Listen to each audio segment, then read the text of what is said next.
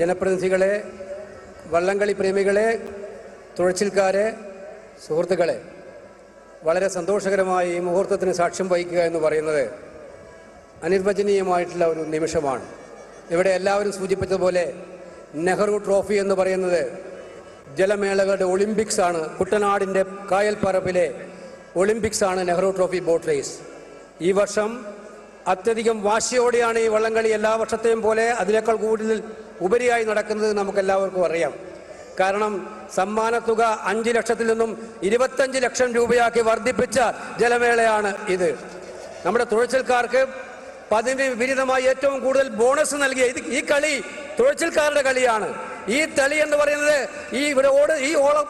ഈ sports തുഴച്ചിൽക്കാരുടെ sports ആണ് എന്ന് മനസ്സിലാക്കിക്കൊണ്ട് അവരുടെ ബോണസ് വർദ്ധിപ്പിക്കാൻ തീരുമാനിച്ച വർഷമാണ് ഈ വർഷം. അതുകൊണ്ട് മത്സരിക്കുക സ്പോർട്സ്മാൻ സ്പിരിറ്റോടെ. ജയിക്കാനുള്ള താല്പര്യം നല്ലതാണ്, അത് സ്പോർട്സ്മാൻ സ്പിരിറ്റോടെ മത്സരിക്കുക.